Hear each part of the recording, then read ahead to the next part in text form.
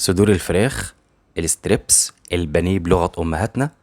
هنخليكم إن شاء الله ما تشتروهاش من الشارع، وهتعملوها في البيت بطريقة احترافية جميلة جدا. هنعمل ستريبس الفراخ أو صدور الفراخ الستريبس.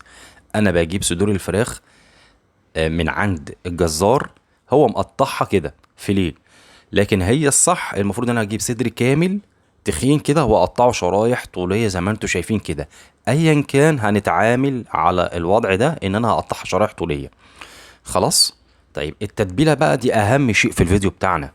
كوبايه من الدقيق، عليهم معلقه من الكاري الهندي، معلقه توم باودر، ومعلقه بصل باودر، ومعلقه صغيره طبعا من الفلفل الاسود، ومعلقه شطه، ومعلقه بابريكا مدخنه، ورشه من الزعتر الجبلي. انا بقول حاجه بالاسم يا جماعه.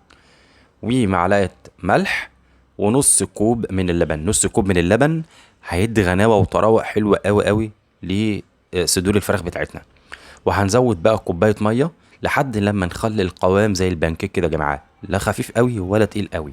وننزل بصدور الفراخ بتاعتنا في التتبيله وعلى التلاجة عدل. التتبيله التانية بقى اللي هنقلي فيها كوبايتين من الدقيق، عليهم معلقه كبيره كركم ما كانتش موجوده في التتبيله الاولانيه، ومعلقه كاري، واقلبهم كويس لحد لما يختفوا في وسط الدقيق. هبتدي ازود بقى الملح بتاعي. ما ازودش هنا الملح يا جماعه عشان البانيه هنا بيتملح بسرعه قوي. وطلعت بقى الفراخ من التلاجة، لو انتوا خدتوا بالكم كانت شاربه التتبيله نهائي. واحطها في الدقيق واقلبها بالمعلقه كده، ومعلش لازم استخدم ايديا، معلش انا ما عنديش جلافز او جوانتي. واقلبها في الدقيق كده يا جماعه 7 8 مرات، وارجع انفضها كده لحد لما لقيت خشاريخ ديت او الحراشيف ديت على صدر البانيه، على جسم البانيه زي ما انتم شايفين بالمنظر ده. وانزل في زيت غزير.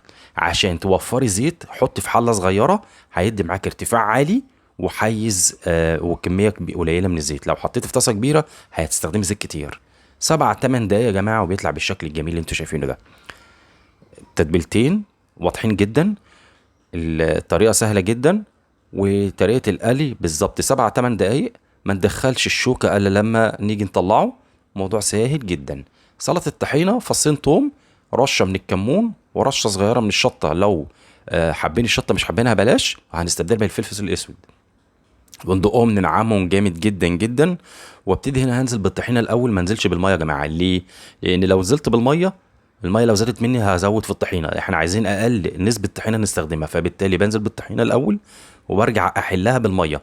طب الميه هنا سخنه؟ مش شرط يا جماعه موضوع الميه السخنه ده، طالما هستخدم طحينه سمسم صافي. لو طحينه خليط فيها سمسم على دقيق يبقى الميه الدافيه. انا هنا بستخدم ميه عاديه عشان الطحينه بتاعتي دي سمسم صافي. وارجع اقلبها وادوبها كده، وكل واحد زي ما هو بيحب. في ناس بتحبها تقيله، وفي ناس بتحبها خفيفه زيي. انا بحبها خفيفه. بعد ما وصلت للقوام اللي انا عايزه، نزلت بعصره الليمونه، وما كانش عندي خل، المفروض ان انا احط نص معلقه خل. وقلبتها، الليمون فتحها لي واداني طعم المزازه الجميل. زي ما انتم شايفين بالمنظر ده بقت لونها بيضه. وحطيتها في الطبق التقديم بتاعي. وعشان يبقى شكلها حلو اديها لمعه، ايه هو؟ رشه الزيت من على الوش. بص، رشه الزيت خلت الطحينه ظهرت مع البانيه بقى، بيبقى طعمه جميل جدا. او الستريبس بقى بلغه العصر اليومين دولت. يعني اعتقد مش هنحتاج نشتريه من الشارع. وسندوتشات كل اطفالنا بيحبوها واولادنا بيحبوها. لذيذه وجميله. والطريقه اعتقد باذن الله ان شاء الله يعني سهله جدا، اي حد يقدر يعمل الطريقه دي. بصوا طعمها عامل ازاي. طبعا اللي حابب يتقل الطحينه يتقلها براحته، كل واحد حسب ما بيحب. جربوا الوصفه وقولوا لي ايه رايكم في الكومنتات.